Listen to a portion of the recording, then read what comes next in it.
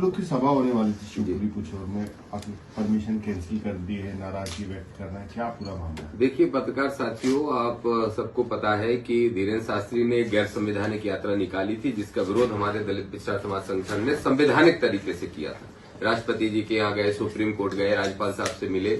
हमारा संवैधानिक अधिकार था, क्योंकि वो गैर संवैधानिक मांग को लेकर यात्रा निकाल रहे थे। अब ये इत्तेफाक ही था कि 24 तारीख को आज मैं पहुंच रहा था पिछोर शिवपुरी जिले में, बड़ी सभा होने वाली थी, संविधान बचाओ सभा होने वाली थी, और एक इत्तेफाक ही ये कहेंगे कि आज ही धीरेन्द्र शास्त्री की वहां पे कथा होने वाली थी।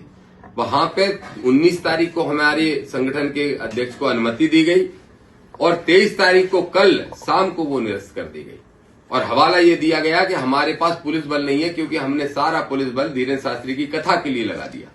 ये बड़े शर्म की बात है। मैं आपके माध्यम से डीजीपी साहब से कहूंगा, मुख्य सचिव साहब से कहूंगा और मुख्यमंत्री जी से कहूंगा, ये बड़े शर्म की बात है कि एक व्यक्ति आडंबर पाखंड को फैलाने की अगर बात करने के लिए जा रहा है तो उसके लिए आप इतनी व्यवस्था लगा दोगे, और कोई संविधान की बात करने जा रहा है तो उसके लिए आपके पास 4 पुलिस वाले नहीं है।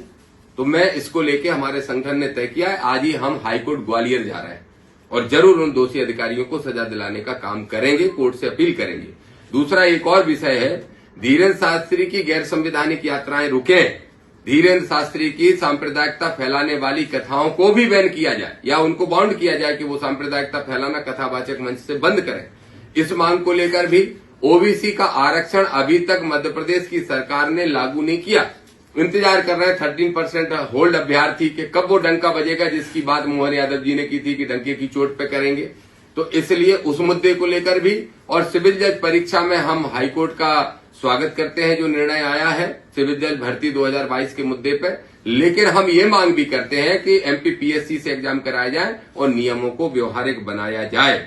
इन सब मांगों को लेकर हम 26 तारीख को परसों भोपाल में अंबेडकर जयंती मैदान में बहुत बड़ा एक सभा करेंगे, और सभा करने के बाद मुख्यमंत्री मोहन यादव जी को संविधान की कॉपी सौंपने जाएंगे और उनसे मांग करेंगे कि मोहन यादव जी, इसी संविधान की कसम खा के आप मुख्यमंत्री बने हो तो ओबीसी को आरक्षण भी दो, धीरेन्द्र पे लगाम लगाने का काम करो, और इसके साथ साथ सिविल जज की परीक्षाओं सहित सारे सामाजिक न्याय के मुद्दों पर अग्रणी भूमिका में रहते हुए काम करो। इस मुद्दे को लेकर आज आप सब पत्रकार साथियों से बात की। आपको क्या लगता है जो अनुमति दी थी निरस्त क्यों कर दी, इसके पीछे क्या कारण होगा? देखिए, सरकार का संरक्षण धीरेन्द्र शास्त्री को है, बल्कि मैं तो आज घोषित करना चाहूंगा आप सभी जिम्मेदार पत्रकार साथियों के सामने कि धीरेन्द्र शास्त्री कोई संत नहीं, भारतीय जनता पार्टी की सरकार के प्रवक्ता, वक्ता, प्रचारक सब कुछ है। और मैं मानता हूं कि ये सरकार का षड्यंत्र था। अगर सरकार को कोई तनाव हो रहा था, प्रशासन को कोई तनाव हो रहा था, तो हमसे बात करनी चाहिए थी। और मुझे समझ में नहीं आता, अगर पुलिस बल की कमी थी तो 4 दिन पहले अनुमति क्यों दे दी?